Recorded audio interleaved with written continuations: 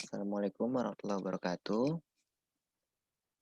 Selamat siang para peserta semua dan salam sejahtera semua untuk seluruhnya. Selamat datang di sesi seminar awam Pekan Ilmiah Tahunan IPD tahun 2020. Pada seminar kesempatan kali ini kita akan mendengarkan tentang topik mengenal lebih lanjut mengenai gagal ginjal, dan pada seminar kali ini akan dibawakan oleh Dr. Ardeno Kristianto, spesialis penyakit dalam. Baik, berhubung waktu juga sudah uh, lewat ya, untuk mempersingkat waktu, kami persilakan kepada Dr. Ardeno Kristianto, spesialis penyakit dalam, untuk memaparkan presentasinya. Dipersilakan, dokter. Terima kasih banyak Pak Edi. Uh, Selamat siang kepada Pak Edi, kepada panitia dari PIT-PAPDI, Pertemuan Ilmiah Tahunan dari Perhimpunan Dokter Spesialis Penyakit Dalam. Saya Dr. Ardeno Kristianto, hari ini diberikan amanah untuk memberikan presentasi mengenai penyakit gagal ginjal. Jadi judulnya kita beri mengenal lebih lanjut mengenai gagal ginjal. Baik, kita mulai. Jadi sebelum kita mulai mengenai gagal ginjal, ada lebih baiknya kita mengetahui apa itu ginjal. Karena sebagian besar orang yang kita tanya rata-rata tidak tahu apa itu ginjal dan apa itu fungsinya. Jadi pertama-tama kita harus tahu dulu letak ginjal. Ginjal itu letaknya seperti yang tercantum di gambar ini. Jadi dia berada di area pinggang dan lebih dekat ke bagian tubuh bagian belakang. Jadi kalau kita sering mengalami gangguan di situ, ada kemungkinan sebenarnya itu indikasi bahwa kita mengalami gangguan ginjal. Nah, setelah kita tahu letaknya, kita juga harus tahu sebenarnya apa itu fungsi ginjal, mengapa dia ada di dalam tubuh. Mungkin kita selama ini yang tahu mengetahui fungsi ginjal terutama berkaitan dengan proses pembuangan kencing atau urin. Nah, jadi fungsi ginjal sebenarnya secara utama memang untuk membuang racun dari tubuh. Nah, racun itu sebenarnya dari mana? Mengapa tubuh kita punya racun? Jadi semua makanan, semua obat, ataupun hal apapun yang kita konsumsi atau masuk ke dalam tubuh kita akan dimetabolisme dengan baik oleh tubuh. Hal-hal yang berguna akan digunakan, tetapi ada sisa-sisa. Jadi seperti kita kalau misalnya di rumah kita punya kebutuhan rumah tangga, tetapi selalu ada sampah dari rumah kita. Dan sampah inilah yang menjadi racun dari dalam tubuh kita. Nah, racun ini dilarutkan dalam bentuk larutan, dalam bentuk air, dan itulah yang disebut sebagai urin atau kencing kita. Sehingga racun-racun yang terlarut dalam kencing kita dibuang melalui tubuh. Tetapi ginjal ini juga cukup unik, karena selain dia mengeluarkan racun, dia juga mengeluarkan tadi larutannya, yaitu dalam bentuk air. Sehingga dia menjadi mekanisme penyeimbang antara cairan yang masuk ke dalam tubuh kita dengan cairan yang keluar. Berbagai kelebihan cairan di dalam tubuh kita akan dikeluarkan dengan baik melalui ginjal. Nah, fungsi-fungsi tadi yang selama ini kita ketahui, fungsi ginjal yang kita ketahui. Tapi ada beberapa fungsi lain yang sebenarnya kita agak kurang tahu, yaitu ada peranannya dalam pembentukan sel darah merah. Jadi ginjal yang terganggu akan mempengaruhi pembentukan sel darah merah di dalam tubuh kita. Oleh karena itu kita uh, sering bertemu dengan orang-orang yang dikatakan sakit ginjal, ternyata dikatakan dia mudah lemas, mudah lelah, karena sel darah merahnya juga turun. Lalu yang berikutnya yang kita juga sering tidak tahu, ginjal itu juga berperan dalam menjaga kesehatan tulang melalui mekanisme pembentukan vitamin D dan kalsium. Memang selama ini kan kita tahu kalau memang vitamin D atau A itu akan dibantu oleh didapatkan dari cahaya matahari. Ketika kita berjemur, kita menjadi lebih mudah memproduksi vitamin D dalam tubuh. Tetapi satu langkah di antaranya diperantarai oleh ginjal, sehingga bila ginjal terganggu, vitamin D tersebut tidak akan terbentuk secara utuh di dalam tubuh kita. Sementara vitamin D dibutuhkan untuk penyerapan kalsium, dan kalsium yang kurang akan menyebabkan tulang kita menjadi keropos. Nah, setelah kita tahu apa itu ginjal dan fungsinya, sekarang kita masuk ke yang disebut sebagai gagal ginjal. Jadi gagal ginjal itu, seperti kita ketahui, gagal artinya tidak mampu. Jadi gagal ginjal adalah ketidakmampuan ginjal dalam melaksanakan fungsinya. Fungsinya seperti yang tadi dijelaskan dalam penjelasan berikutnya, untuk membentuk kencing, membuang racun, pembentukan sel darah merah. Nah, gangguan tadi atau ketidakmampuan tadi bisa berlangsung dalam dua bentuk, yaitu dalam bentuk akut maupun kronik. Nah, selama ini mungkin kita sering dengar kata akut, wah penyakitnya sangat akut, atau penyakitnya sangat kronik. Seringkali akut itu dikaitkan dengan keparahan dari suatu penyakit. Padahal hal tersebut adalah hal yang berbeda. Kita sering bilang, wah penyakitnya sangat akut, itu dikatakan benar-benar penyakit yang berat. Sebenarnya akut dan kronik itu berkaitan dengan periode waktu. Jadi seperti gambaran begini, kalau kita memiliki masalah atau problem akut, masalahnya itu berlangsung dalam waktu yang relatif singkat. Jadi dia dimulai dalam waktu yang cepat dan akan kembali dengan cepat juga. Sementara itu, kalau kita punya masalah kronik, dia berlangsung dalam jangka waktu yang relatif lama, terus-menerus, bahkan seringkali masalahnya tidak terselesaikan sampai akhir. Nah, contoh-contoh penyakit kronik ini misalnya darah tinggi. Kita tidak akan sembuh dari darah tinggi, tetapi dia bisa diatasi dengan baik, walaupun kita tetap darah tinggi. Nah, ginjal ini punya dua bentuk. Dia ada bentuk yang bisa pulih sepenuhnya, dan bisa ada bentuk yang dia akan terus-menerus.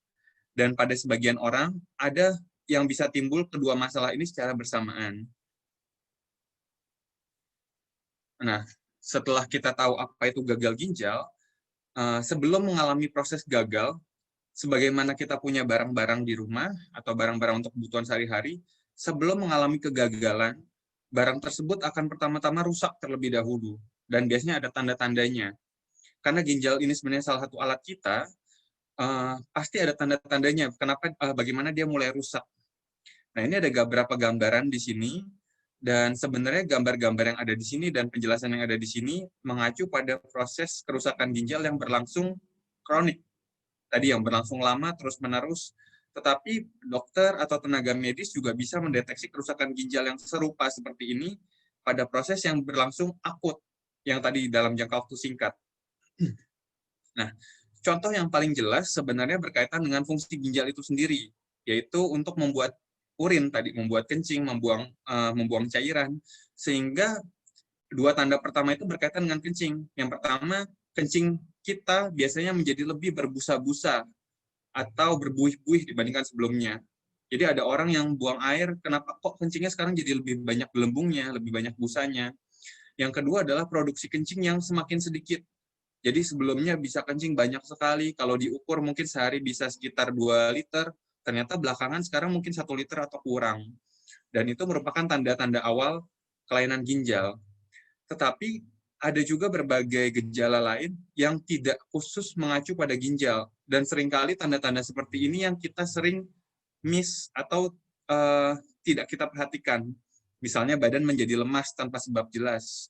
Jadi menjadi lebih mudah lemas, menjadi mudah lelah, ada gatal-gatal tanpa sebab yang jelas, tidak ada alergi, tidak ada masalah lain, terus menjadi mudah mual, muntah, tidak nafsu makan, sulit tidur, tetapi mudah pada lelah tetapi sulit tidur, dari sebelumnya tidak ada tekanan darah tinggi menjadi hipertensi, atau menjadi semakin tinggi tekanan darahnya, atau ada pembengkakan pada beberapa bagian tempat, yaitu misalnya di kaki dan di kelopak mata yang sering. Tanda-tanda yang disebutkan ini sebenarnya belum tentu menandakan kerusakan ginjal, tetapi hal-hal ini menjadi petunjuk awal kita memerlukan pemeriksaan lebih lanjut untuk melihat fungsi ginjal itu. Nah, tadi tanda-tandanya. Tapi siapa sebenarnya yang bisa berisiko menderita sakit ginjal? Kita tidak bisa pungkiri karena ginjal itu sebenarnya alat, cuma organ tubuh kita. Jadi seperti kita memiliki alat-alat lain. Seiring waktu semakin bertambahnya usia, barang akan semakin uzur dan fungsinya akan menurun. Misalnya kita punya mesin cuci, dalam jangka waktu panjang memang pasti fungsinya akan menurun.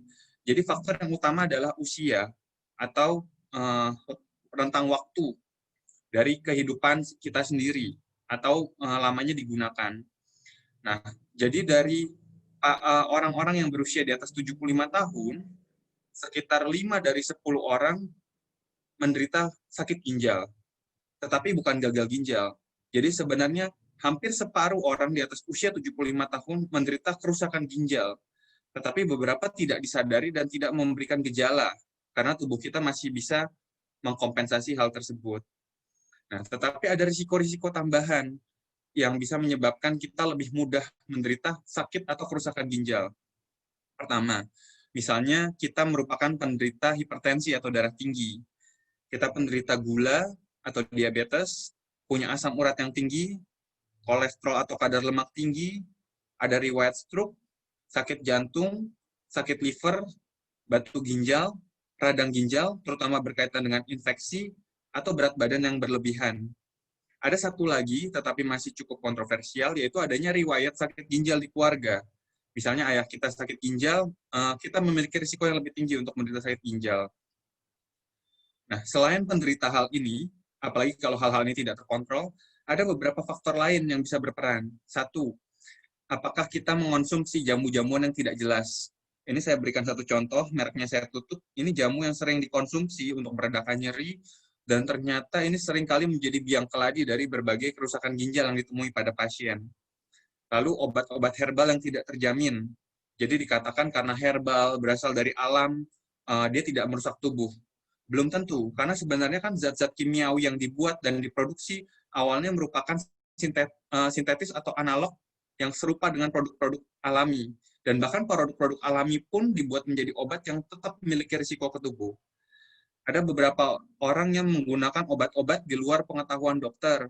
Misalnya, dia menggunakan obat agar lebih banyak keluar kencingnya. Ada yang menggunakan obat ini misalnya untuk menurunkan berat badan, karena merasa setelah kencingnya keluar banyak, berat badannya turun. Dan ini seringkali disalahgunakan dan dapat menyebabkan kerusakan ginjal. Salah satu hal lain adalah rokok. Rokok turut berkontribusi karena menyebabkan kerusakan di mana-mana, terutama pembuluh darah di ginjal. Nah, ada beberapa penyebab lain gagal ginjal yang sekarang mulai timbul. Seringkali kita bilang, orang gagal ginjal kan biasanya usianya sudah tua, 50 tahun ke atas. Tetapi kita misalnya punya relasi, teman, saudara yang gagal ginjal tapi sebelum berusia 30 tahun. Ada kemungkinan hal-hal tersebut disebabkan oleh penyakit bawaan atau genetik, jadi memang sudah ada bakat di dalam tubuh, atau yang saat ini sering ditemui adalah autoimun. Beberapa penyakit lain mungkin belum diketemukan memang penyebab dasarnya, dan kita juga biasanya setelah digali lebih lanjut, baru kita ketahui dan biasanya mengarah ke salah satu dari penyakit ini, atau penyebab yang kita bahas sebelumnya. Nah, ini yang menarik sebenarnya. Ginjal itu tidak rusak tiba-tiba pada sebagian besar orang.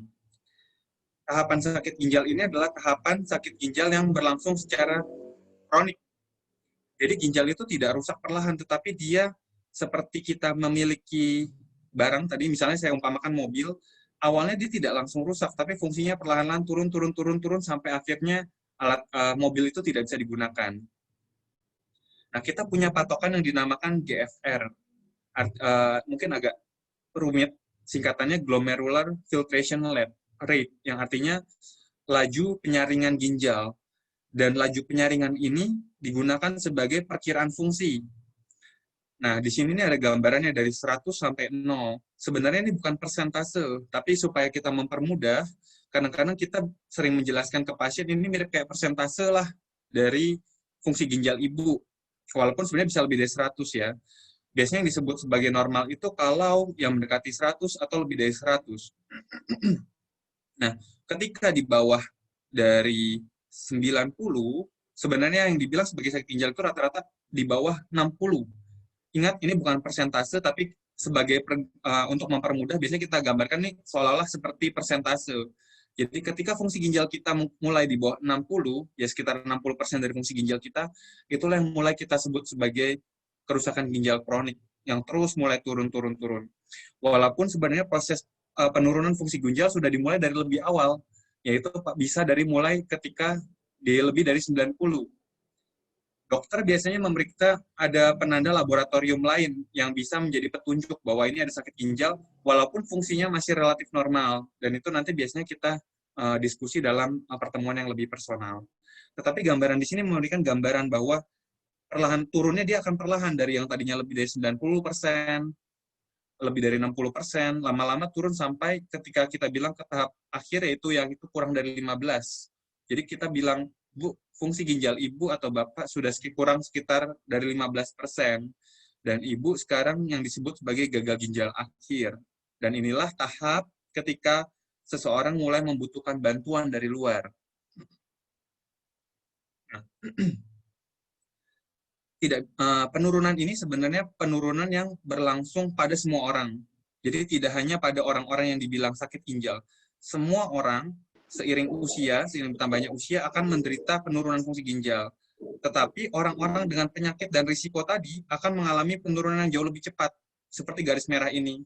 Dari tadinya dia harus turun pelan-pelan, mungkin akan berlangsung, mohon maafnya, sampai akhir hayat kita. Jadi mungkin sebelum kita mencapai akhir hayat kita, fungsi ginjal kita masih cukup baik untuk mengkompensasi kita. Tetapi pada pasien-pasien yang memiliki risiko tadi atau ada penyakit khusus, fungsi ginjalnya turun dengan sangat drastis lebih cepat sehingga masuk ke tahap kerusakan akhir itu lebih awal dibandingkan orang-orang yang tidak menderita penyakit tertentu, tadi darah tinggi, gula yang tidak terkontrol. Akan tetapi, orang-orang yang memiliki penyakit-penyakit itu pun bisa memperlambat kecepatan kerusakannya dengan cara mengontrol berbagai penyakitnya. Nah, seringkali pasien nanya, ini apakah ginjal saya kalau sudah masuk di tahap sini, tahap 3, misalnya udah kurang dari 45%, apakah ini masih bisa naik kembali, Dok? Gitu. Apakah masih bisa bagus kembali, Dok? Biasanya jawabannya adalah, sebenarnya fungsi ginjal kita, bedanya kita dengan spare part mobil adalah kita tidak bisa ganti dengan segitu mudah. Kalau mobil, misalnya ada satu bagian yang rusak, tinggal kita bawa ke bengkel, kita ganti bagian itu. Kita nggak bisa. Dan tapi mobil pun, seperti kita lihat, sampai sekarang ada orang yang punya mobil antik. Jadi sebenarnya asal dirawat dengan baik, fungsi ginjal itu turunnya akan melambat penurunannya. Dan kalau dipelihara dengan sangat baik, faktor-faktor penyakitnya tadi dikontrol, seperti darah tingginya dikontrol dengan baik, gulanya dikontrol dengan baik, penurunannya akan sangat lambat, sehingga hampir sama dengan orang-orang yang tidak sakit ginjal. Jadi orang-orang yang sakit gula, darah tinggi, atau ada penyakit lain yang bisa dikontrol, dia akan mengalami pelambatan penurunan fungsi ginjal. Sehingga ketika sampai akhir hayatnya pun, fungsi ginjalnya akan relatif sama atau lebih turun hanya sedikit berbeda dengan orang-orang yang tidak sakit ginjal. Nah, masalahnya adalah sebagian besar orang tidak mengontrol faktornya, sehingga akan terjadi penurunan yang lebih cepat. Nah, apakah ginjal yang rusak dapat kembali? Sebenarnya tergantung. Seringkali kita begitu ditawari, misalnya ada mungkin beberapa ada pengalaman keluarganya atau temannya ditawari, Bapak harus cuci darah gitu. Tidak semua cuci darah berlangsung selamanya. Kalau tadi ikut di penjelasan awal, ada penjelasan mengenai penyakit akut dan kronik. Penyakit akut itu berlangsung sementara. Dan sementara itu berarti ginjal akan pulih kembali. Ketika kita bantu, kita berikan, kita tawarkan cuci darah, itu hanya untuk membantu sementara. Sementara itu, ginjal yang berlangsung secara kronik itu tidak dapat membaik kembali. Kalau saya kasih perumpamaan, kondisi akut misalnya seperti ini. Kalau misalnya kita dalam kondisi lagi banyak kerjaan di kantor, kita dikasih kerjaan sampai capek sekali, sampai rumah ternyata kita capek-capek sekali, benar-benar nggak bisa kerja apa-apa, tapi ternyata di rumah masih banyak pekerjaan. Kita disuruh mengerjakan pekerjaan rumah tangga, menyapu, mencuci, mengepel. Nah, dalam kondisi kita sudah sangat capek, kita disuruh nyapu ngepel lagi, pasti tambah capek. Dan ketika ginjal itu serupa, ginjal yang sudah sakit dalam kondisi akut diberikan beban lagi, pasti tidak akan mampu, dan itu bisa berisiko menjadi semakin drop atau semakin rusak. Nah, itulah saat ketika kita tawarkan cuci darah dalam kondisi akut. Jadi misalnya kalau di rumah tadi kita harus mengerjakan mencuci, mengepel, kita mendatangkan asisten rumah tangga untuk membantu sementara sampai kita diberi waktu istirahat dan pulih kembali dari kecapean kita tadi. Gitu. Jadi tidak semua cuci darah berlangsung selamanya. Ada yang harus dilakukan terus-menerus, tapi ada yang hanya temporer atau sementara selama proses akut tersebut terjadi. Nah, hal yang perlu dilakukan kalau sudah ada kerusakan atau gagal ginjal, kita melakukan pengobatan. Tetapi pengobatannya bukan mengembalikan fungsi ginjal, tetapi seperti yang di konsep tadi, kita memperlambat penurunannya agar fungsi ginjal tadi turun sangat lambat dan akan hampir sama dengan orang-orang yang tidak sakit ginjal. Nah, kontrol-kontrol untuk pengobatan tersebut jadi ditujukan pada masalah dasarnya, yaitu hipertensi, diabetes, asam urat, dan batu ginjal, atau penyakit lain yang bisa diatasi. ada beberapa kompromi yang harus dilakukan pada pasien-pasien sakit ginjal untuk memperlambat penurunan fungsi ginjal. Satu, makanan. Jadi pada pasien-pasien yang belum cuci darah atau belum menggunakan terapi ginjal tambahan atau pengganti, biasanya biasanya kita harus berikan makanan yang proteinnya lebih rendah. Nah, biasanya kalau misalnya sebelumnya makan ayam bisa 1 potong, kita akan rekomendasikan porsi yang lebih rendah. Misalnya ayam cuma setengah potong atau 3/4 potong. Setelah cuci darah, kalau misalnya pada pasien-pasien yang menjalani cuci darah, justru kebalikannya. Karena beberapa protein tersebut tadi tersaring di mesin, dia harus makan protein yang lebih tinggi dari sebelumnya. Nah, ada konsep yang suka dipertanyakan, dok, sebenarnya kalau sakit ginjal harus minum banyak atau minum sedikit? Itu tergantung. Jadi yang paling benar adalah minum dalam jumlah yang tepat. Minum yang terlalu banyak justru akan memperberat fungsi ginjal, karena ginjal harus membuang sebanyak mungkin. Tetapi minum terlalu sedikit juga membebani fungsi ginjal, karena tidak ada pelarut yang digunakan untuk melarutkan racun tadi. Jadi yang paling benar adalah minum dalam jumlah yang tepat. Kalau selama ini kita diberikan patokan 1,5 sampai 2 liter, rata-rata sebagian besar orang demikian, tapi tergantung berat badan dan aktivitas. Orang yang lari maraton dengan orang yang duduk di kantor beda kebutuhan minumnya. Lalu hindari obat-obatan dengan fungsi yang tidak jelas dan perhatikan selalu volume dan kualitas kencing kita. Nah, kalau sudah mencapai tahap tadi, tahap 5 atau tahap penyakit ginjal akhir, inilah yang kita sebut sebagai perlunya terapi tambahan. Kita perlu melakukan yang disebut sebagai cuci darah. Sebenarnya cuci darah itu bukan berarti darahnya dikeluarkan lalu dicuci di luar, tetapi kita merental mesin di luar untuk menyaring darah kita, dan akhirnya darah yang sudah disaring di luar dikembalikan ke tubuh kita. Jadi sebenarnya cuci darah itu seperti kita rental ginjal elektronik. Dan ini dilakukan harus secara rutin. Sebenarnya kan ginjal kita berfungsi 24 jam. Nah, tetapi pada kenyataannya tidak mungkin kita bisa pinjam barang itu terus-terusan 24 jam, karena kebutuhannya orang yang perlu juga banyak. Jadi biasanya kita akan jadwalkan sekitar 2-3 kali seminggu, ada beberapa kasus khusus yang 5 kali seminggu, tetapi biasanya tidak setiap hari dan kita buat jadwal. Sekali jalan biasanya membutuhkan waktu 4-5 jam. Nah, itulah yang menjadi kekhawatiran orang, dok, berarti saya harus menyempatkan diri dong 2 kali seminggu, masing-masing 5 jam untuk cuci darah. Jawabannya iya. Dan cuci darah itu ini gambarannya seperti mesin ini, dia akan darah keluar dari lengan pasien, masuk ke saringan ini, lalu kembali lagi dalam bentuk yang sudah bersih. Biasanya ada beberapa bentuk. Untuk cuci darah kita memerlukan saluran, karena darah kan harus keluar dan masuk. Biasanya kita buat ini namanya. Orang sering bilang ini simino, atau dibilang AV fistula, atau saluran darah tambahan untuk mengeluarkan darah tersebut, atau kita sering kali pasang berupa kateter atau tunnel. Ini yang dipasang ke pembuluh darah kita sampai ke jantung supaya aliran darahnya kencang. Beda dengan infus yang di tangan biasa, itu aliran darahnya lambat sekali.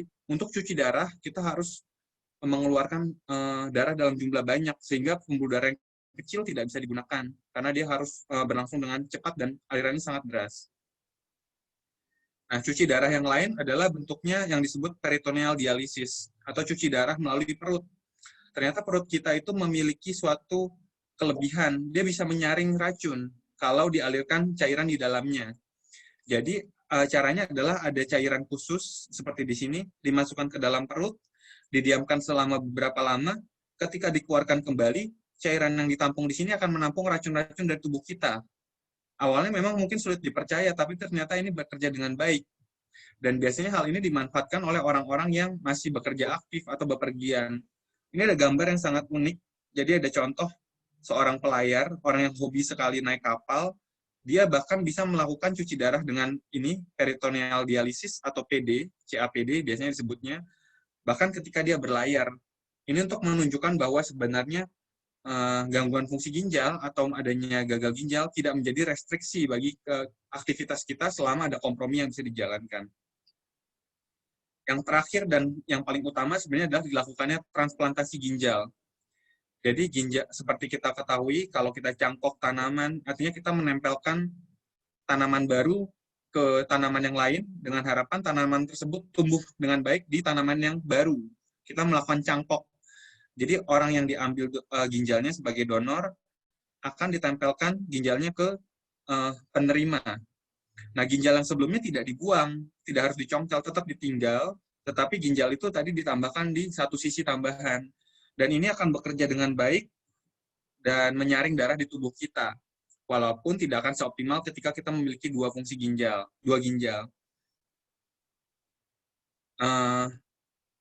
Ada beberapa. Nah, setelah kita mengetahui apa penyakit ginjal, bagaimana yang akan terjadi setelahnya, kita juga harus tahu ginjal itu seringkali menyebabkan masalah bukan dari ginjalnya sendiri, tetapi komplikasinya. Komplikasi adalah masalah yang timbul dari penyakit itu. Nah, seringkali orang yang gagal ginjal itu menyebabkan darah merahnya turun, karena tadi ginjal itu berperan dalam pembentukan sel darah merah. Sering gatal-gatal, mual-mual, sehingga makannya semakin kurang dan bisa menyebabkan berat badan turun. Lalu, ginjal itu sangat erat kaitannya dengan penyakit jantung. Jadi orang yang sakit ginjal punya risiko sakit jantung dan sebaliknya. Yang berikutnya, daya tahan tubuh pasien menjadi menurun. Dibandingkan orang yang tidak sakit ginjal, orang yang sakit ginjal punya risiko untuk sakit sedikit lebih tinggi. Bahkan pada kondisi yang tidak terkontrol bisa lebih tinggi, jauh lebih tinggi. Lalu bisa timbul bengkak-bengkak pada tungkai, buncit, dan perut.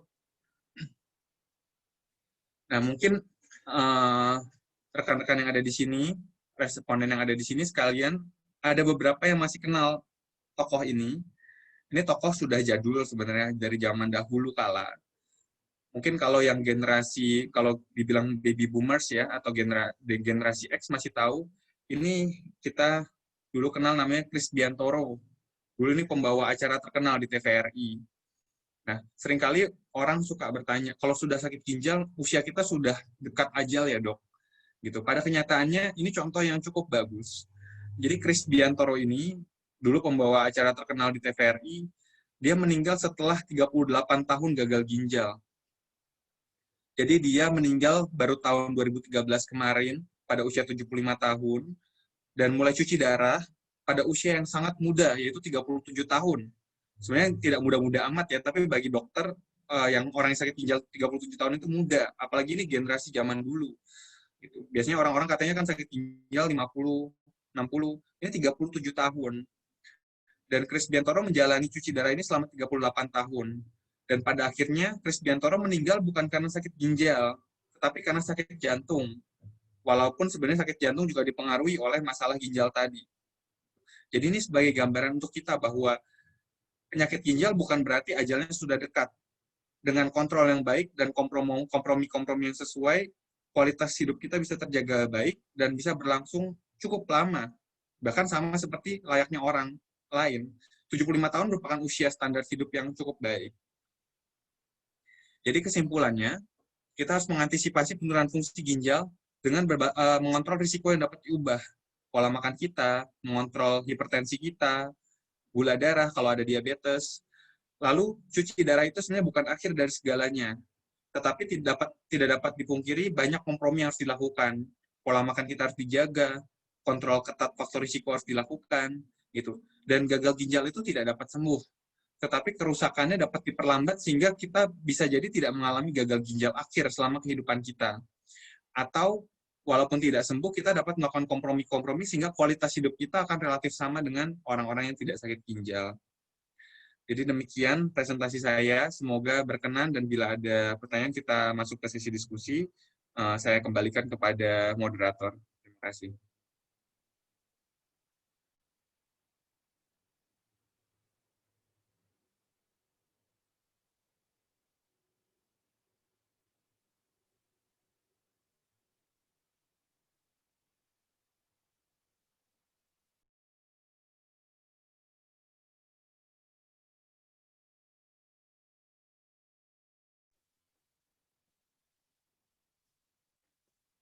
Baik, terima kasih kepada Dr. Adriano untuk presentasinya yang sangat menarik.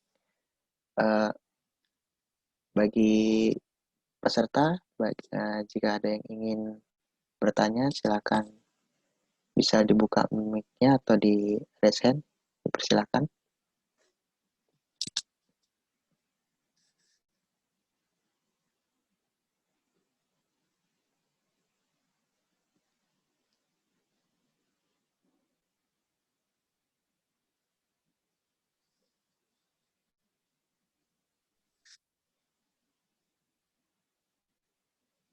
Ingin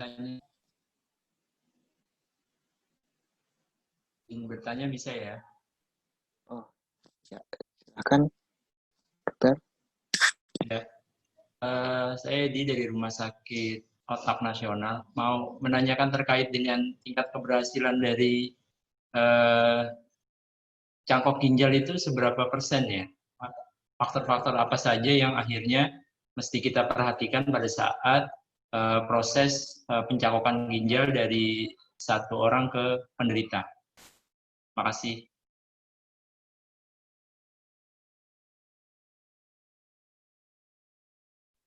Oke, baik. Terima kasih. Dokter, silakan. Dokter Adreno. Baik, terima kasih Pak Edi atas pertanyaannya. Pertanyaan yang sangat bagus. Jadi cangkok ginjal ini memang bukan sesuatu yang mudah sebenarnya. Banyak hal yang perlu diperhatikan sebelum kita cangkok ginjal. Dari semua pilihan yang tadi, cuci darah yang dengan mesin, cuci darah yang melalui perut, sebenarnya terapi yang paling baik adalah transplant ginjal atau cangkok ginjal. Karena harapannya orang tidak perlu dikonek dengan mesin lagi, tidak perlu konek lagi dengan cairan-cairan yang harus dikonek ke perut seperti itu, sehingga risiko infeksi segala dan lain-lain lebih sedikit. Nah, tetapi memang ternyata transplant ginjal ini banyak hambatannya. Satu, jumlah orang yang bisa menjadi donor itu tidak banyak. Di negara kita belum ada kebijakan atau undang-undang yang mengatur secara resmi bahwa pasien-pasien yang meninggal itu bisa menjadi donor organ. Sementara kalau di negara-negara seperti Amerika Serikat sudah ada pengaturannya dan orang-orang yang bersedia sebagai donor punya tanda tangan sehingga menandatangani suatu perjanjian sehingga ketika meninggal akan otomatis menjadi donor. Donor yang jadi ada dua macam donor, donor hidup maupun donor meninggal. Jadi satu, stok kita tidak memadai. Itu yang menjadi hambatan utama. Kalau misalnya menggunakan stok antara dari pasien yang meninggal maupun pasien yang hidup. Yang kedua, kalaupun kita menggunakan donor pasien hidup, tingkat kecocokannya harus benar-benar baik. Karena kalau tidak, justru dapat menyebabkan berbagai masalah tambahan. Jadi seperti kita ketahui, sistem imun tubuh kita itu dapat melakukan penolakan terhadap benda-benda yang dianggap asing atau bukan dari tubuh kita. Jadi kalau misalnya mendapat ginjal dari orang lain, apalagi kecocokannya kurang bagus, itu biasanya malah akan ditolak dan bisa berisiko fatal. Nah, kemungkinan untuk keberhasilan itu sebenarnya sangat tergantung dari screening donornya. Donor yang paling sering cocok itu adalah pada hubungan tingkat pertama. Hubungan tingkat pertama itu misalnya ibu dan anak, kakak dan adik, ayah dan anak gitu. Sementara kalau udah hubungan tingkat kedua seperti kakek dengan penerima tadi biasanya kurang cocok. Tetapi pada beberapa kasus ternyata bisa jadi kita dapatkan orang yang tidak ada hubungan ternyata kok cocok gitu. Nah, screeningnya itu yang sangat rumit. Jadi ada screening namanya HLA, penanda-penanda atau marker di ginjalnya tadi cocok atau tidak. Nah, kalau kita mau bilang persentase, akhirnya sampai sekarang kita belum ada data pasti, Pak Edi. Karena misalnya pasien itu ternyata datanya awalnya agak dipaksakan, ternyata tidak cocok, memang risikonya untuk gagal jadi tinggi. Tapi pada pasien-pasien yang cocok, tingkat keberhasilannya cukup baik, itu bisa mencapai sampai 70%. Walaupun demikian, keberhasilan untuk cangkok tadi juga ada beberapa fase. Ada fase awal, jadi misalnya pada awalnya diterima dengan baik, pada fase lanjutan tidak diterima, itu juga memungkinkan. Ada yang tidak bisa diterima sejak awal. Jadi memang banyak faktor, tapi kalau secara garis besar dari awal bisa diterima itu sekitar 60-70%. Tapi biasanya screeningnya itu sudah sangat ketat, dan memang justru yang susah adalah sampai dapat donornya itu. Dan sebagai tambahan, walaupun sudah lakukan transplant ginjal, bukan berarti hidupnya menjadi sangat nyaman. Justru kita harus minum obat seumur hidup, dan obat itu gunanya untuk menekan daya tahan tubuh kita, supaya kita tidak mengenali ginjal tadi sebagai barang asing. Dan ini yang orang suka lupa. Jadi setelah minum obat tersebut, justru daya tahan tubuh kita akan menurun drastis. Jadi dari sakit ginjal kita daya tahan tubuhnya turun, dengan minum obat tadi daya tahan tubuh kita makin turun. Dan risiko kita infeksi, misalnya kita lebih gampang pilek, flu, itu untuk yang ringan, tapi kita juga bisa infeksi paru itu menjadi lebih tinggi dibandingkan orang lain. Jadi walaupun transplant ginjal itu lebih nyaman dibandingkan yang lain, tetapi bukan berarti hidupnya akan sangat amat nyaman dibandingkan orang yang tidak sakit ginjal sama sekali. Mudah-mudahan menjawab, Pak Edi. Terima kasih. Oke, baik. Untuk Pak Edi, apa sudah cukup? Apakah ada yang ingin ditanyakan lagi?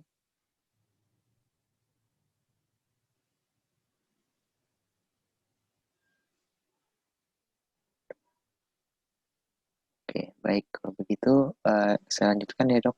Ini ada pertanyaan dari chat dari Hartono. Selamat siang, izin bertanya, gejala awam kena ginjal itu apa? Dan jika sudah ada tanda-tandanya, biar tidak berkembang lagi, apa yang harus dilakukan? Oke.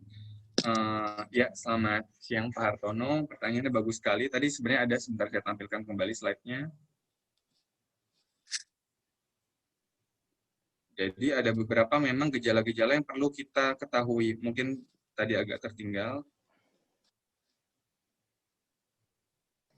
Ya, jadi ini Pak Hartono, untuk tanda-tanda sakit ginjal yang perlu kita deteksi awal, ini contohnya. Jadi kita tadi kan sempat dijelaskan fungsi ginjal itu untuk membuang racun dan kelebihan cairan dalam tubuh. Dan cairan itu sebenarnya dilarut, racun kita itu dilarutkan dalam bentuk air tadi dan keluar dalam bentuk kencing. Jadi gejala yang paling awal timbul itu adalah dalam bentuk manifestasi kencing kita. Kencing kita akan ada perubahan, satu dari kualitasnya, yang kedua dari jumlahnya. Yang pertama, kencingnya itu akan tampak berbusa-busa atau berbuih-buih. Buih-buih ini sebenarnya adalah menandakan adanya protein di dalam kencing kita. Harusnya di dalam kencing itu tidak ada protein, tetapi protein yang bocor atau tembus melalui ginjal dan akhirnya sampai ke kencing akan timbul dalam bentuk busa-busa tadi. Seperti sabun jadinya, jadi ada busa-busanya. Yang kedua, kencingnya jadi makin sedikit, karena dia harusnya bisa menyaring darah, dikeluarkan dalam bentuk air, tetapi ternyata fungsinya menurun, jadi jumlah yang harusnya disaring menjadi semakin sedikit, dan malah tertinggal di dalam tubuh, makanya jadi bengkak dan lain-lain. Nah, ini ada berbagai gejala lain, misalnya jadi lemas tanpa sebab jelas. Lemas ini bisa karena penumpukan racun di dalam tubuh, bisa karena anemia. Jadi darah merahnya akan turun pada pasien sakit ginjal. Lalu ada timbul gatal-gatal tanpa sebab jelas, mual karena racun di dalam tubuh menumpuk, jadi susah tidur, tensinya jadi tinggi, sama kaki membengkak. Ini tadi seperti yang sudah dikatakan, ini belum tentu sakit ginjal, tapi kalau ada hampir semuanya ini, biasanya sudah mulai mengarah ke sakit ginjal, dan biasanya kita akan minta periksa lab tambahan. Itu mungkin Pak Hartono. Yang pertanyaan berikutnya. Oke, baik. Terima kasih, Dok. Untuk pertanyaan berikutnya, ini ada dari Faidah Khalid. Pertanyaannya, cuci ginjal haruskah dalam kondisi sadar dan mengapa? Baik, itu pertanyaan yang bagus. Jadi memang karena kita seringkali tidak lihat pasien yang cuci ginjal langsung, jadi cuci ginjal itu tidak harus dalam kondisi tidak sadar, karena dia bukan proses yang seperti operasi, dia adalah proses yang berlangsung rutin, jadi bisa dilakukan dalam kondisi sadar. Nah, ini saya tampilkan lagi contohnya. Seperti contoh di gambar ini, orang yang menjalani cuci darah ini dalam kondisi dia bangun, sadar. Cuman kita harus tahu prosesnya membosankan, karena sekali cuci darah rata-rata 3-5 jam, 2-3 kali seminggu. Jadi rata-rata orang yang sedang cuci darah ini biasanya sambil nonton TV, atau banyak orang yang memilih untuk sambil tidur. Jadi biasanya bukan berarti harus tidak sadar, tetapi biasanya karena ini membosankan, orang cari aktivitas lain, sambil baca, nonton, makan, beberapa orang bahkan. Jadi sebenarnya tidak masalah sambil aktivitas yang tidak berlebihan. Kalaupun memang dibius adalah waktu pembuatan awal, ini untuk untuk membuat aksesnya tadi. Nah, terus mungkin saya langsung baca dari sini ya, Rizky ya. Oh iya, baik, Dok. Baik. Jadi yang pertanyaan berikutnya, risiko minum suplemen tiap hari apakah akan mempengaruhi fungsi ginjal? Risiko minum suplemen itu berasal dari apakah akan mempengaruhi fungsi ginjal? Oke. Ini memang pertanyaan yang cukup menarik dan memang banyak kita hadapi sehari-hari. Jadi yang pertama, tergantung suplemennya. Suplemen itu, ini tadi saya tampilkan lagi juga, ada suplemen-suplemen yang katanya aman, herbal, tetapi ternyata berbahaya sekali untuk tubuh. Dan ternyata itu yang pada beberapa pasien kita justru itu yang menyebabkan kerusakan ginjal secara cepat. Jadi hal-hal tersebut itulah yang harus dihindari. Suplemen itu pada dasarnya selama aman aman dan memang terjamin, itu baik. Tetapi ketika berlebihan pun akan menjadi sesuatu yang relatif tidak aman. Contoh vitamin C. Vitamin C itu sebenarnya bagus, tidak ada masalah, dan memang dibutuhkan oleh tubuh. Tetapi dalam kondisi yang sangat amat tinggi, berlebihan, misalnya kita konsumsi, rata-rata orang kan minum vitamin C, sebenarnya 2000 cc pun udah cukup banyak ya. Kan kalau misalnya UC 1000, isinya 1000 mg, 2 botol itu pun sudah cukup banyak. Ada orang yang minum sampai 4 botol sehari. Ada yang minum sampai 5 botol sehari dengan anggapan kalau vitamin C-nya makin banyak, makin awet muda. Ada beberapa makanan, ada beberapa suplemen yang mempengaruhi pembentukan batu ginjal. Tanpa kita sadari, begitu ada batu ginjal di situ, terus dia menumpuk dan menjadi berkerak di ginjal, fungsi ginjal kita akan menurun. Jadi satu, memang suplemennya tidak aman. Yang kedua, suplemennya aman tapi konsumsinya berlebihan. Jadi sebaiknya memang tetap kita kalau konsumsi beberapa suplemen sesuai dengan anjuran atau dosis yang dianjurkan. Sebentar saya coba ini. Tadi saya berikan satu contoh, ada satu, bukan suplemen sebenarnya, obat herbal yang selama ini suka menjadi biang kerok terjadinya gangguan fungsi ginjal pada pasien. Cuman namanya saya tutup di sini. Ini yang di kanan bawah, ini obat pegalino, dan ini sering sekali dipakai oleh banyak orang, dan ternyata ini menyebabkan gangguan fungsi ginjal secara sering. Jadi minum suplemen tiap hari bisa, tapi harus diyakini aman, ada jaminan BPOM-nya benar, memang vitamin yang dibutuhkan atau suplemen yang dibutuhkan oleh tubuh, dan tetap dalam jumlah yang sesuai yang direkomendasikan. Misalnya tadi vitamin C mungkin 500 sampai 1000 mg sudah cukup. Kalsium maksimal 1000 mg sudah cukup. Nah, ini kalau dijelaskan satu persatu mungkin tidak akan cukup waktunya, tapi bisa dibaca di internet atau sambil baca biasanya di lembarannya di situ ada. Kalsium itu contohnya misalnya 1000 mg. Karena kalau terlalu berlebihan semuanya bisa jadi batu ginjal juga atau memberatkan fungsi ginjal. Baik, untuk pertanyaan berikutnya, boleh dijelaskan aturan minum untuk pasien gagal ginjal, terutama untuk gagal ginjal yang sudah cuci darah rutin?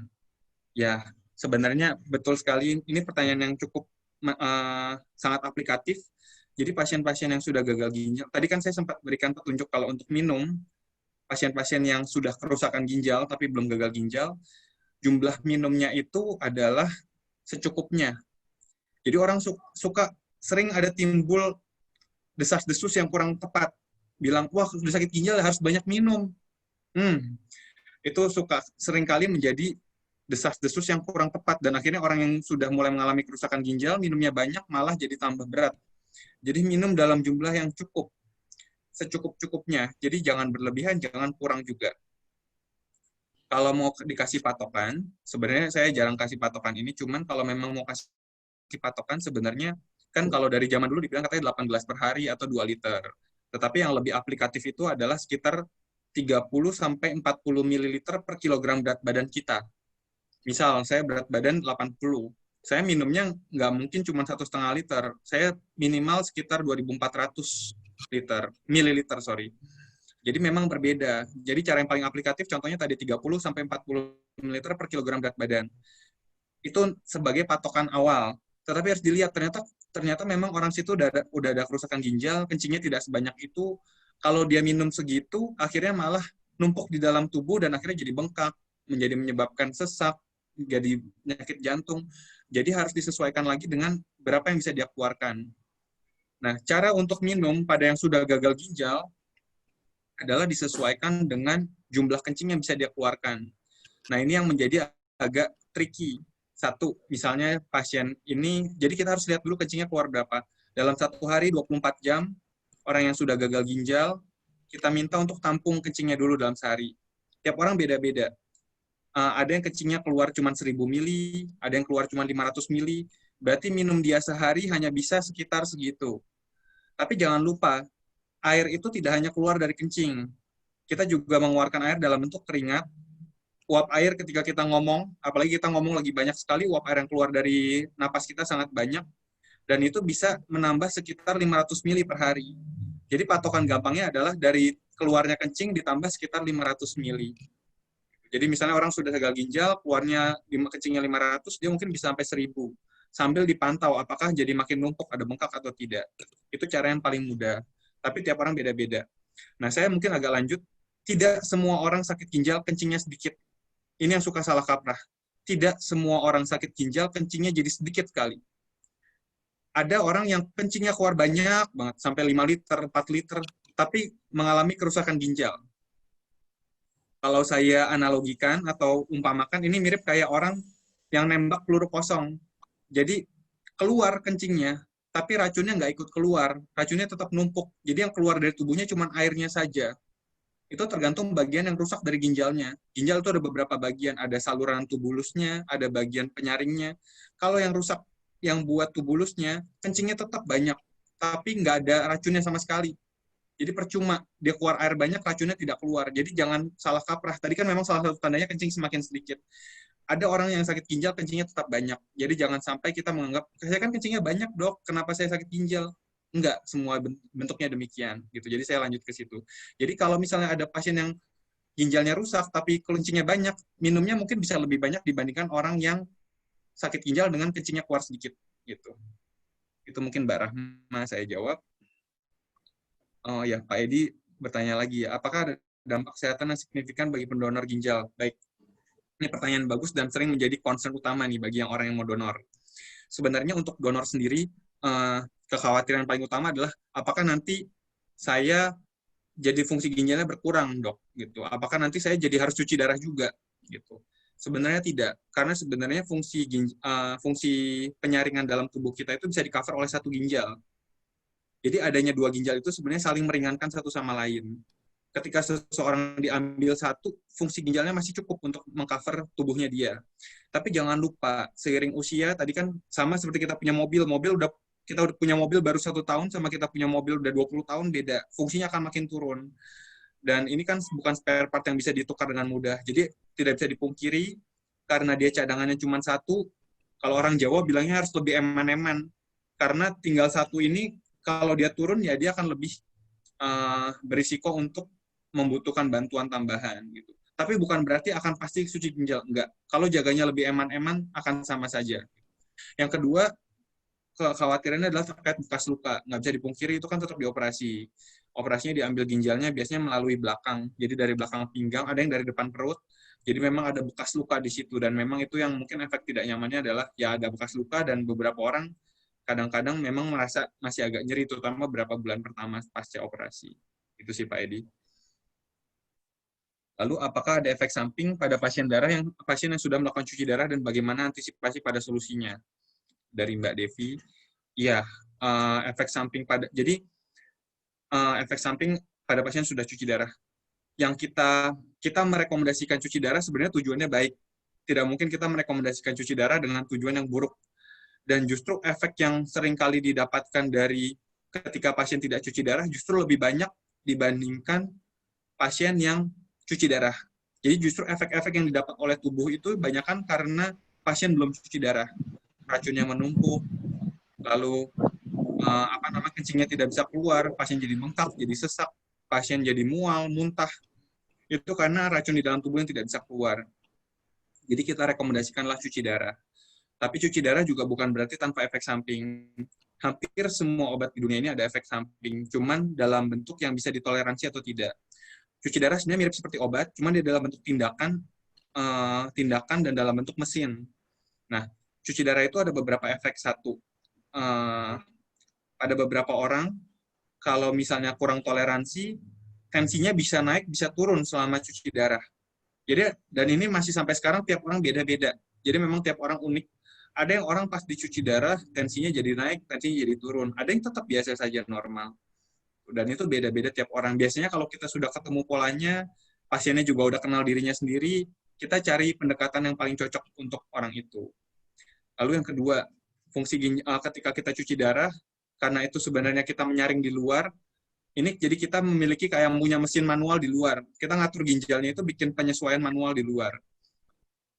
Sementara itu, penyaringan itu melibatkan adanya elektrolit, ion-ion di dalam tubuh, yang berarti di Pocari Sweat kan ada natrium, kalium, itu diatur di situ juga. Jadi pada beberapa orang yang kita belum dapat settingan pasnya, atau ternyata orang itu ada perubahan, berat badannya turun, atau berat badannya naik, kalau settingannya menjadi kurang pas, bisa jadi elektrolitnya agak berubah sedikit.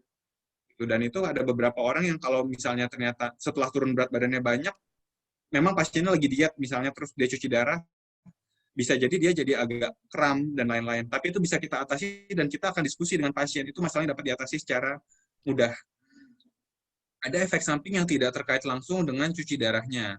Satu, pertama cuci darah itu kan tadi tidak bisa dilakukan kalau kita tidak punya akses. Akses itu adalah supaya mesin itu punya konektor ke darah kita. Nah, konektor itu kan mau tidak mau masuknya ke pembuluh darah kita.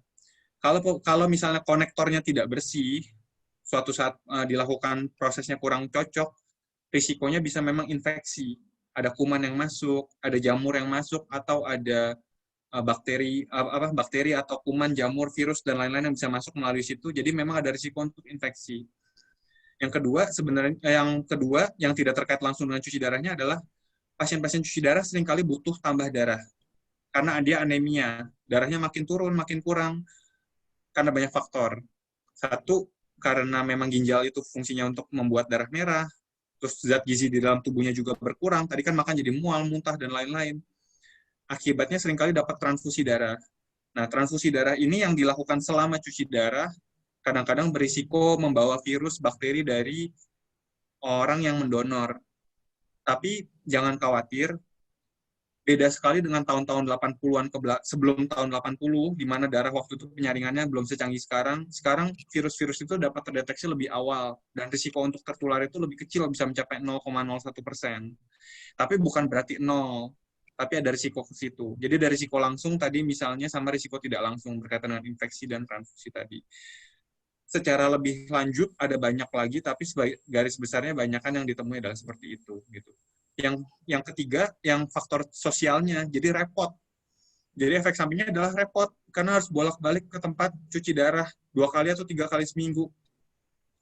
Kalau dekat, mungkin nggak masalah, tapi kalau agak jauh, kita harus punya spare waktu 5 jam sampai 4 jam sekali jalan. Itu yang kadang-kadang justru, dan ini tidak bisa dilewatkan begitu saja, karena seringkali ini yang justru jadi faktor penghambat utama. Pasien dan keluarga repot. Jarang ada pasien sakit ginjal bisa datang sendiri ke tempat cuci darah sendiri. Gitu. Jadi itu jangan sering dilupakan juga. Yang berikutnya, diet makanan dan minuman apakah untuk penyakit ginjal stadium 1 dengan kadar kreatinin 3,9 dan GFR-nya 9,90. Nah, ini pertanyaan dari Mbak Nursari ya. Sebenarnya nih, kalau saya hitung, kreatinin 3,9 hampir nggak mungkin GFR-nya 90. Tergantung berat badannya. Kalau berat badan 200 kilo mungkin GFR-nya 90. Tapi saya nggak yakin nih, kreatinin 3,9, jarang sekali GFR-nya 90. Pada usia berapapun kalau dimasukin ke rumusnya nggak dapat. Gitu. Jadi, mungkin saya belah ya pertanyaannya. Kalau kreatininnya mungkin saya keluarkan, kreatininnya tidak 3,9, tapi GFR 90. Saya nggak tahu nih, mungkin Nursari, mungkin ada memang kasus khusus atau penghitungan rumusnya beda, karena rumus itu berkembang. Dulu kalau ada rumus-rumus yang dikembangkan oleh berbagai institusi untuk menghitung fungsi ginjal. Nah, itu beda-beda memang. Ada yang membuat seolah-olah karena orang Indonesia beda sama orang Eropa, rumus dulunya dikembangkan di Eropa, seolah-olah dengan berat badan kita itu, kita fungsinya lebih tinggi. Gitu. Jadi memang tidak cocok. Tapi kalau dari 3,9, pengalaman saya hampir nggak mungkin dia GFR 90. Rata-rata sudah sampai di GFR di 25 atau 15 sampai 30. Gitu. Biasanya udah di stage 4 kerusakan ginjalnya. Nah, jadi sekarang saya belah dulu. Kalau misalnya dia memang IGFR-nya 90, itu belum ada patokan khusus terkait diet. Protein masih bisa dalam range yang normal. Jadi, maaf mungkin agak teknis ya, protein kita itu kan kalau untuk sakit ginjal itu 0,8 gram per kilogram berat badan. Dia masih bisa dalam takaran normal.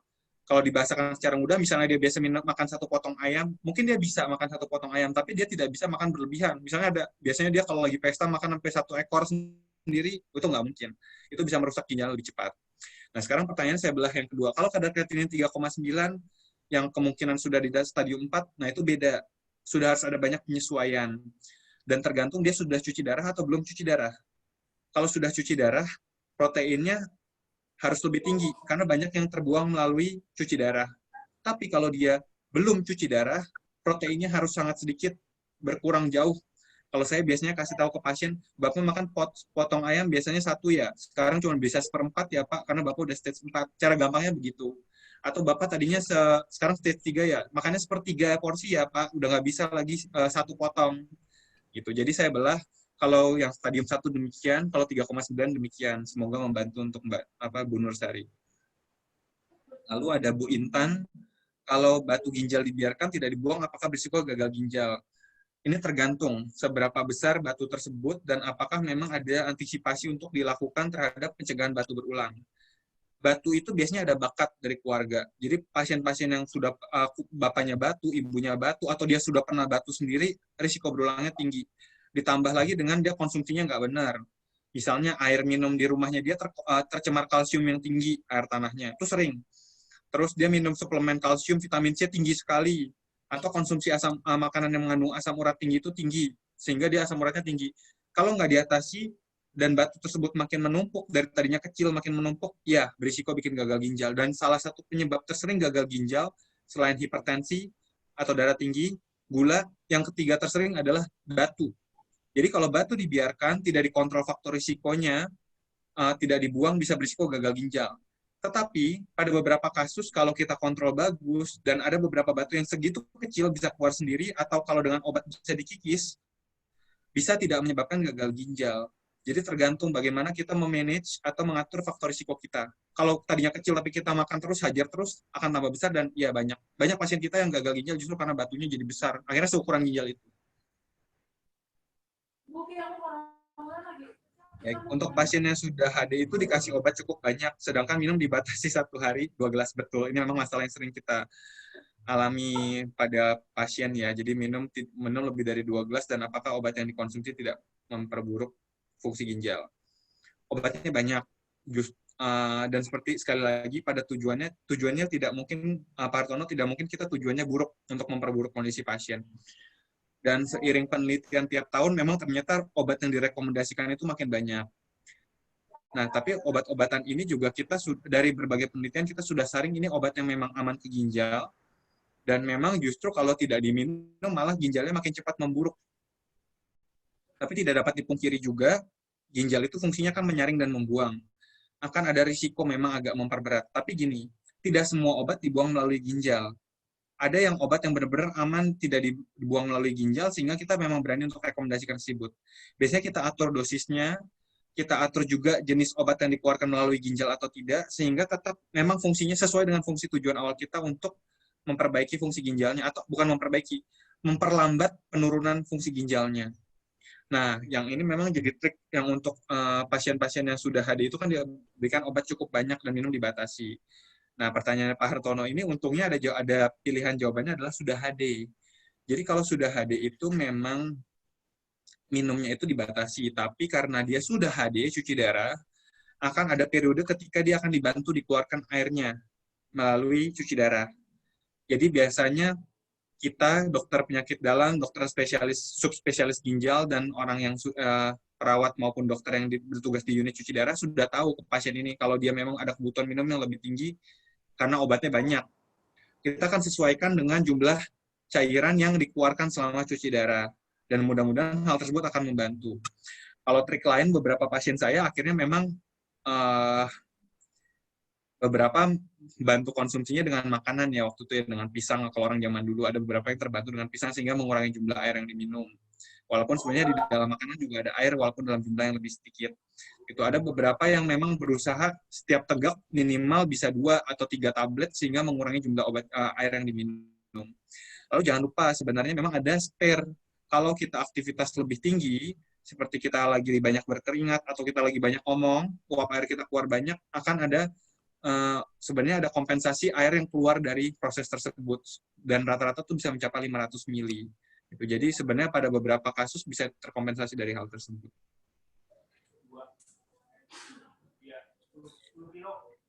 Lalu untuk perbedaan indikasi antara HD dan PD dari Mbak Bani ya. Jadi antara HD dan PD.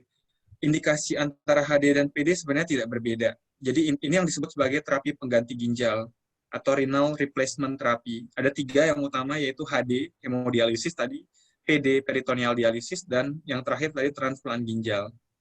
Jadi pasien yang memilih akhirnya cuci darah, baik itu melalui hemodialisis, melalui mesin, atau melalui perut, itu tidak berbeda sebenarnya.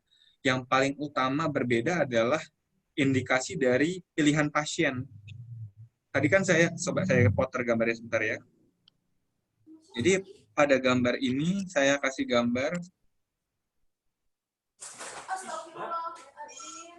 karena pada gambar ini yang kita lihat kan pasien ini menjalankan peritoneal dialisis, dia PD dan dia sambil berlayar. Jadi memang pada beberapa mengapa akhirnya pilihan pasien, karena peritoneal dialisis ini adalah pilihan bagi orang-orang yang masih ingin banyak beraktivitas di luar, masih ingin masih bekerja dengan aktif, ingin kemana-mana atau punya banyak kegiatan, sehingga kalau misalnya dia harus ke tempat cuci darah, ke tempat HD, seminggu 2 kali, seminggu 3 kali, akan berisiko konflik dengan masalah sosialnya. Coba kita lihat, jarang kan tempat kerja yang mengizinkan seseorang untuk cuti 3 kali seminggu buat cuci darah gitu. Jarang sekali, kecuali memang tempat tersebut sangat concern, atau pasien tersebut dikasih kesempatan untuk bekerja tambahan dari luar, atau memang orang tersebut punya posisi khusus di perusahaan tersebut. Tapi pada dasarnya jarang, jadi biasanya lebih banyak ke indikasi sosial. Pasien saya waktu itu memilih untuk peritoneal dialisis karena dia masih pengen kuliah di luar negeri. Gitu. Jadi akhirnya dia pilih untuk peritoneal dialisis. Karena PD ini tidak perlu mesin, bisa dilakukan sendiri, cuman repot, harus nimbang cairan berapa yang masuk, nimbang yang keluar, dan harus bersih. Jadi kita lihat, kalau misalnya orang itu bisa jaga kebersihan dengan baik, orangnya telaten, atau keluarganya telaten, dia aktivitas sehari-hari, kita bisa rekomendasikan peritoneal dialisis. Tapi kalau misalnya pasien tersebut kurang telaten, risikonya malah nanti kalau ngelakuin sendiri malah kena infeksi, kita nggak rekomendasi untuk HD. Kita kan minta, ibu nggak apa-apa ya agak repot sedikit, tapi ke tempat cuci darah kita ya, supaya dokter bisa lebih awasin dan lebih bersih. Gitu mungkin. Lebih banyak faktornya terkait sosial. Lalu ada pertanyaan, bagaimana makanan untuk pasien yang telah HD? Bagaimana konsumsi protein dan gulanya? Kembali sesuai dengan faktor risiko. Jadi kalau misalnya, oh ya, Mas Rizky, nanti kalau misalnya ternyata waktunya sudah nggak cukup, tolong kasih tahu aja ya. Soalnya sambil semua pertanyaan yang ini sambil saya jawab semua. Tapi Ya, nanti Mas Rizky kasih atas waktu aja sebagai moderator. Ya, siap. Baik, dokter. Pertanyaan Mbak Devi, bagaimana makanan pasien yang telah HD, konsumsi protein dan gulanya? Nah, ini kalau misalnya orang yang sudah banyak berinteraksi dengan medis, atau orang-orang gizi, di sini saya juga kenal tadi ada Mbak Astrin, dia dietitian, dan mungkin dia sangat ahli mengenai hal ini. Jadi kalau misalnya kita mau bilang secara teknis, secara khusus, kalau protein untuk orang yang sudah cuci darah, kebutuhannya akan lebih tinggi dibandingkan orang yang sebelumnya dengan sakit ginjal tapi tidak cuci darah. Dan kenaikannya bisa 2 kali lipat. Nah, sebagai contoh, kalau misalnya orang belum cuci darah, sudah gagal ginjal akhir, dia hanya boleh makan protein 0,6 gram per kilogram berat badan. Saya kasih contoh, mungkin kalau 0,6 gram itu dikali misalnya berat badannya 50 kilo, itu 30 gram. Nah, satu putih telur, itu kalau utuh sama kuningnya itu sekitar 8-10 gram. Jadi dia mungkin bisa, kalau untuk dari ngitung proteinnya saja ya, mungkin dia bisa makan 3 butir telur sehari. Tapi ingat, telur itu tidak melulu protein, dia ada lemaknya, kolesterolnya, segala macam. Kalau ayam, 30 gram tuh mungkin kayak setengah potong kecil, mungkin setengah dada ayam kurang. Gitu. Jadi itu kebutuhan dia sehari cuma boleh makan segitu. Nah, ketika dia sudah cuci darah, kebutuhannya dinaikkan menjadi 2 kali lipatnya. Jadi dari tadinya dia cuma boleh makan setengah potong, dia boleh makan 1 potong kembali setelah cuci darah. Jadi kebutuhannya menjadi 1,2, pada beberapa orang yang metabolismenya tinggi bisa 1,5 gram per kilogram berat badan. Nah, itu jadi misalnya 1,2 dikali 50, 60 gram. Jadi itu sama kayak ayam sepotong lagi. Gitu. Dia bisa kembali ke dosis ke porsi awal. Nah, tapi untuk masalah lebih teknis, lebih lanjut, kalau memang ternyata Mbak Devi ini menguasai mengenai gizi, nggak masalah atur sendiri, tapi kalau tidak, sebaiknya konsultasi ke dokter penyakit dalam, ahli gizi, atau ke dokter spesialis gizi. Nah, kalau untuk gula ini pada dasarnya memang musuh sejuta umat. Kalau terlalu banyak, dia tidak akan baik. Mau pasien itu diabetes, mau pasien itu tidak diabetes, pada dasarnya gula yang terlalu banyak akan berisiko menyebabkan masalah.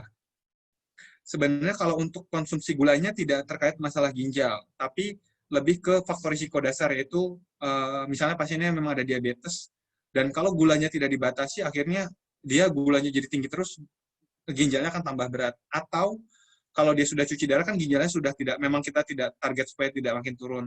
dia berisiko untuk sakit macam-macam, terutama infeksi. Lebih gampang radang paru, lebih gampang radang kulit, dan lain-lain. Nah, gula itu, ginjal itu punya batas penyaringannya. Jadi kalau terlalu banyak pada pasien yang belum gula, dia juga akan keluar dia akan tembus melalui ginjal, dan itu yang menyebabkan jadi kerusakan. Karena dia tembus di ginjalnya, lalu dia masuk ke pembuluh ginjalnya, dan itu bikin lebih cepat rusak. Jadi kayak berkerak di situ, kalau mau dibuat mudah. Jadi kalau konsumsi protein seperti tadi, kalau konsumsi gula tergantung dari faktor risiko dasarnya. Nah, ada pertanyaan tambahan, pada era COVID ini, imunomodulator apa yang tepat untuk pasien yang telah HD? Nah, bahkan tidak COVID pun, imunomodulator ini agak cukup sulit nih dijawabnya. Jadi, imunomodulator itu ada 2 cabang utama. Ada imunomodulator yang menurunkan imun, ada imunomodulator yang memang justru meningkatkan daya imun kita. Jadi karena modulator itu adalah memodulasi, dia mengatur, bisa jadi lebih tinggi, bisa jadi lebih rendah. Itu walaupun sebenarnya kalau disebut imunomodulator lebih banyak ke yang meningkatkan. Itu yang orang sering bilang imunomodulator meningkatkan. Kalau yang paling aman imunomodulator ya mungkin lebih ke suplemen-suplemen yang selama ini memang sudah dikenal aman dengan dosis yang relatif cukup baik. Contoh vitamin Z atau mineral zinc dalam dosis yang cukup baik. Apalagi kalau pasiennya sudah HD ya. Sebenarnya vitamin C kan larut air, jadi akan terbuang melalui ginjal juga. Jadi melalui cuci darah dia akan keluar juga. Vitamin C bisa dikonsumsi dalam jumlah yang relatif cukup. Karena dia larut air dan akan terbuang juga melalui proses cuci darah. Gitu. Lalu untuk zinc dan lain-lain, mineral lain sesuai kebutuhan juga tidak masalah. Nah, yang lebih susah adalah kalau kita mungkin Mbak Devi mau nanya, ada yang lain nggak sih dok selain vitamin-vitamin gitu? Sebenarnya ada aja gitu. Tapi sebelum saya rekomendasi pun saya baca berbagai penelitiannya dulu. Ternyata hingga saat ini masih 50-50 tuh, belum ada rekomendasinya. Misalnya metisoprinol kan katanya bisa buat melawan virus. Ternyata belum jelas tuh buktinya bahwa bisa melawan itu atau tidak. Gitu. Dan memang kalau kita di Indonesia pun, di luar negeri pun, banyak kan menggunakan sebagai suportif pada pasien-pasien yang kita rawat COVID, banyak kan ya vitamin C, zinc itu untuk sebagai suplemen. Sementara kalau obat-obat lain kita nggak berani karena belum jelas efeknya. Dan vitamin C dan zinc atau mineral itu memang sesuatu yang sudah dikonsumsi sehari-hari dan relatif aman. Untuk dosisnya, apakah boleh tiap hari untuk zinc dan vitamin C? Kalau zinc itu kalau vitamin C itu pada sebagian besar orang, sebenarnya gini, vitamin C itu sebenarnya kebutuhan dasar orang itu sangat kecil, nggak banyak, cuman 60-80 miligram per hari. Itu udah cukup untuk vitamin C di dalam tubuh kita. Nah sekarang, kalau dengar UC 1000, 1000, itu udah berapa kalinya? Udah 12,5 kali lipatnya. Gitu. Terus kalau misalnya vitamin 500 mg, itu udah 4 kali lipatnya. Gitu. Udah lebih, udah hampir 5 kali lipatnya. Jadi sebenarnya, tapi ternyata batasan-batasan tersebut relatif aman. Tadi kan batas rekomendasi minimal. Atau kalau misalnya di asosiasi gizi, mereka bilangnya ini sebagai recommended dietary allowance. Jadi batas yang direkomendasikan supaya dikonsumsi per hari. Dan sebenarnya 50-80 mg itu, kalau kita makan bagus, buah per hari, ada sayur ada, itu udah tercapai tanpa vitamin. Jadi sebenarnya tanpa tambahan suplemen sudah cukup. Nah sekarang masalahnya tricky, karena kan dikaitkan dengan masalah pasien yang sudah sakit ginjal. Jadi karena vitamin C tadi dibuang melalui HD, tetapi kan HD itu ada beberapa orang yang punya akses khusus bisa HD tiap hari, bisa aja. Gitu. Dia punya akses khusus, bisa HD tiap hari, bisa aja. Itu lebih bagus. Tapi pada kenyataannya tidak semua orang demikian. Termasuk keluarga saya sendiri pun tidak mungkin gitu hadir tiap hari tiap hari. Rata-rata 2-3 kali seminggu. Jadi ada beberapa tahap yang akan akumulatif dalam 2-3 hari tersebut. Dalam 2-3 hari tersebut vitamin C-nya akan lebih tinggi dibandingkan orang-orang yang minum terus langsung dibuang hari itu juga. Vitamin C itu sebenarnya sangat cepat terbuang melalui kencing. Kalau kita minum suplemen vitamin C, coba aja kita lihat nggak berapa jam kemudian biasanya kencing kita udah mulai kuning sekali, udah keluar, kebuang. Kalau misalnya ada pewarna kuning, biasanya karena vitaminnya dikasih pewarna kuning.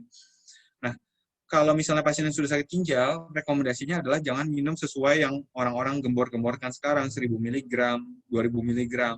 Kalau kita misalnya dia HD-nya tiap 3 hari, mungkin 500 mg itu juga sudah cukup, karena pada hari ketiga dia akan akumulatif sekitar 1500 mg. yang mana masih dalam batas yang relatif aman.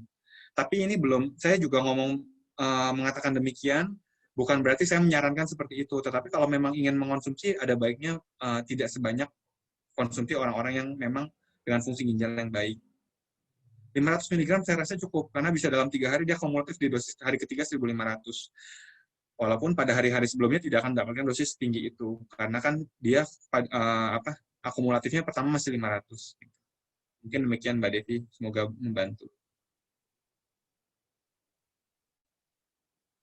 Ya, Rizky, sampai saat ini sih semua pertanyaan sudah terjawab.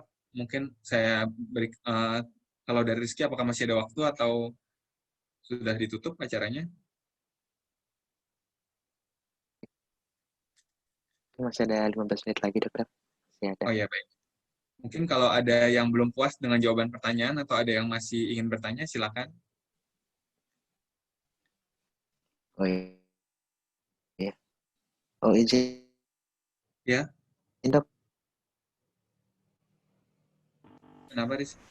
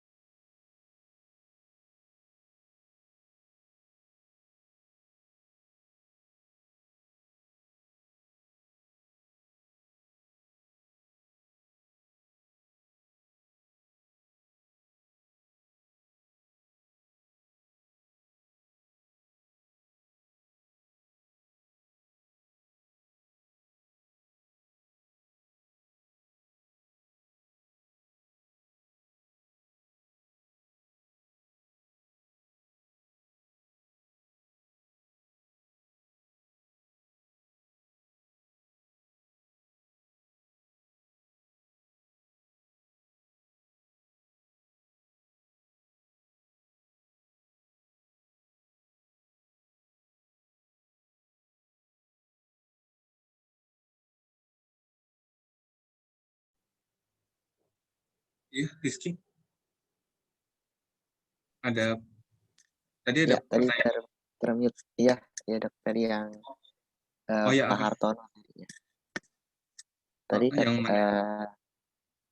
ada lanjutannya, Dok. Mohon maaf Oh, tadi terputus. oh iya. Melanjutkan pertanyaan tadi, minum obat bisa pakai pisang, sedangkan, oh iya betul, setelah HD boleh konsumsi pisang. Enggak, Pak Hartono begini, saya tadi kasih contoh sebenarnya, ada beberapa yang akhirnya pisang, tapi gini, kenapa disarankan tidak konsumsi pisang? Sebenarnya karena berkaitan sama penumpukan kadar kalium. Ini bagus banget nih dari Pak Hartono. Saya kasih contoh tadi, misalnya ada beberapa pasien yang hanya pisang pada satu saja dan tidak satu biji, tapi hanya satu potongan awal. Jadi hanya untuk menelan aja, bukan satu pisang dihabiskan. Karena gini, betul sekali yang dikatakan oleh Pak Hartono, ada beberapa kompromi. Komprominya adalah tadi misalnya terkait beberapa makanan, ada beberapa makanan yang memang pada akhirnya relatif dihindari pada pasien-pasien sakit ginjal. Pisang salah satunya. Tapi bukan karena pisang berbahaya, tetapi karena pisang mengandung kalium yang cukup tinggi. Orang yang sakit ginjal itu, sebenarnya gini, ini juga harus diluruskan dulu, pada sebagian besar orang sakit ginjal, biasanya kadar kaliumnya akan tinggi, karena kalium itu dibuang melalui ginjal. Dia akan disekresikan, kalau kita bilangnya itu dikeluarkan melalui ginjal. Tapi, tidak semua orang yang sakit ginjal akan mengalami dan beda-beda derajatnya, tidak semuanya mengalami peningkatan kalium ini. Karena tadi, kalau dijadikan satu, memang orang sakit ginjal rata-rata hampir sama, tapi tidak semua orang sakit ginjalnya sama profilnya. Contoh tadi, ada orang yang sakit ginjal, kencingnya masih banyak. Karena beda, ada yang sakitnya di bagian penyaringannya, ada yang sakitnya di bagian tubulusnya atau salurannya. Itu beda sekali. Gitu. Tapi secara garis besar, biasanya kita bilang gitu. Hampir sebagian besar orang lebih banyak mengalami penumpukan kalium. Nah, pada beberapa pasien yang sudah melakukan dialisis HD, dalam bentuk HD ataupun peritoneal dialisis, terutama PD ya, peritoneal dialisis, itu justru kaliumnya turun. Justru turun. Jadi, karena saking efektifnya dalam penyaringannya, ketika dilakukan penyaringan melalui perut, ataupun biasanya yang lewat peritoneal dialisis ya, saking efektifnya, justru kaliumnya turun. Akhirnya kompromi terkait kaliumnya tadi bisa berbeda. Yang tadinya benar-benar dibatasin nggak boleh makan pisang atau yang kaliumnya tinggi, itu jadinya sekarang bisa lebih boleh. Bahkan itu menunjang supaya kaliumnya tidak terlalu turun. Kalium ini masalahnya bahayanya adalah dia kalau terlalu tinggi bahaya, terlalu rendah juga bahaya. Terlalu rendah tuh kita bisa bikin susah BAB, kram. Tapi kalau terlalu tinggi jantung kita bisa debar-debar, kita bisa juga kram dan kram-kram juga sama. Jadi memang tidak enaknya adalah tidak boleh terlalu tinggi, tidak terlalu rendah. Jadi disesuaikan dengan jumlah pasiennya. Kebetulan yang tadi saya cerita ke Pak Hartono itu pasiennya dia peritoneal dialisis dan kaliumnya profilnya rendah. Jadi kita bisa rekomendasikan pisang contohnya di situ. Tapi kalau tidak bisa, mudah-mudahan dengan makanan lain yang bisa lebih netral. Beberapa pasien saya nasi memang kaliumnya kan segala macam juga tidak terlalu ini, jadi masih bisa. Gitu. Beberapa nasi memang lebih susah karena digumpal. Kayak orang dulu kalau kena ketulangan itu ya. Tapi beberapa nasi. Sebagian besar tetap air sih Pak Hartono, tapi memang dengan triknya yang agak susah. Beberapa digerus, tapi ingat tidak semua obat boleh digerus. Nah, terus yang saya mau klarifikasi, orang itu sebagian besar, nih Pak Hartono kebetulan bagus nih pertanyaannya, pisang dan kacang-kacangan. Kacang-kacangan kaliumnya juga relatif agak tinggi, tapi tidak tinggi sekali. Tapi dia lebih terkait sama protein. Jadi memang waktu sebelum HD memang mereka tidak disarankan itu. Kalau pasien yang sebelum HD, kalau tadi saya kasih contoh yang sudah HD, tapi kalau sebelum HD memang sebaiknya pisang dan kacang-kacangan itu lebih dihindari. Tapi ingat, kembali lihat profilnya, kalau dia tipe yang kaliumnya tidak tinggi, mungkin lebih bisa digunakan gitu. Malah bisa menunjang supaya kaliumnya tidak turun. Tapi 80% lebih kaliumnya rata-rata tinggi. Nah, terus kalium ini yang orang suka tanya, kalium itu apa cuma pisang doang, Dok? Enggak. Orang tuh suka lupa, taunya kalium pisang aja gitu. Padahal banyak makanan lain yang mengandung tinggi kalium. Contoh, tomat, apalagi tomat yang dikeringkan. Alpukat itu tinggi kalium. Makanan-makanan kalengan tuh banyak tinggi kalium. Gitu.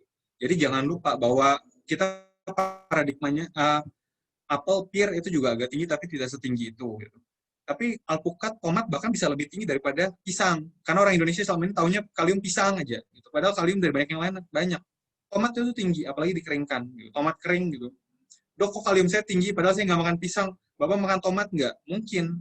Alpukat, gitu. Tiap hari makan alpukat, ternyata kaliumnya tinggi, bisa jadi. Gitu. Jadi, kalau memang penasaran, coba dilihat makanan apa aja yang mengandung kalium tinggi. Karena kadang-kadang taunya cuma pisang aja. Gitu.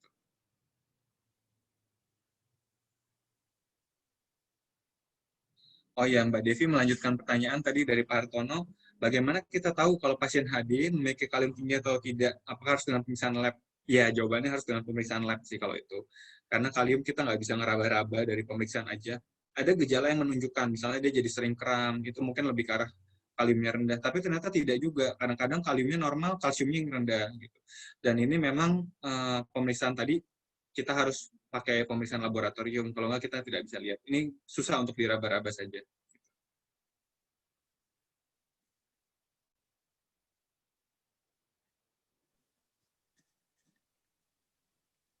Baik, saya bantu ya dok. Ada lagi kira-kira untuk pertanyaan dari peserta?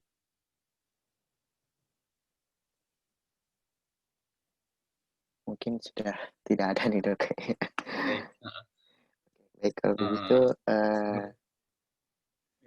moderator, saya terima kasih atas keikutsertaannya. Semoga bisa mencerahkan bagi rekan-rekan sekalian, sebab selama ini banyak, saya berharap ada beberapa hal baru yang bisa dibawa dari sini. Karena tadi misalnya, ada beberapa hal yang mungkin sebagian besar rekan-rekan sudah tahu terkait sakit ginjal, misalnya kencing jadi sedikit atau kalium tadi jadi tinggi, tapi ada beberapa hal yang perlu dibuka, yaitu tadi misalnya ternyata ada pasien sakit ginjal dengan kencing banyak. Karena saya punya pasien sakit ginjal, kencingnya keluar 5 liter per hari, tapi racunnya yang tidak keluar, kencing 5 liter per hari, tapi itu juga rusak.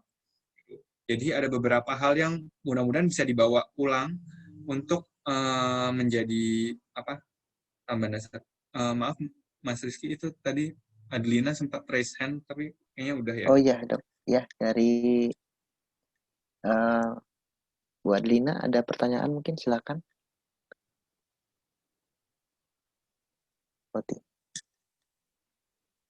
Ada? Kalau Oh, nggak mungkin jadi, ya, oh ya nggak baik, jadi oke. mungkin. Silakan Mas Rizky, terima kasih atas kesempatannya. Iya, baik. Sebelumnya saya ucapkan terima kasih kepada Dr. Ardeno atas presentasi yang sangat menarik dan sangat aplikatif. Mudah-mudahan ilmunya nanti bisa diterapkan bagi saya sendiri dan juga bagi para peserta semuanya. Terima kasih kepada Dr. Ardeno dan juga pada para peserta atas partisipasinya dalam sesi PIT IPD seminar pada hari ini, dan sampai ketemu di sesi PIT IPD berikutnya. Terima kasih, selamat siang. Assalamualaikum warahmatullahi wabarakatuh. Terima kasih banyak, selamat siang. Ya, terima kasih. Terima Terima kasih, kasih, Dok. Dr. Ardeno. Terima kasih banyak.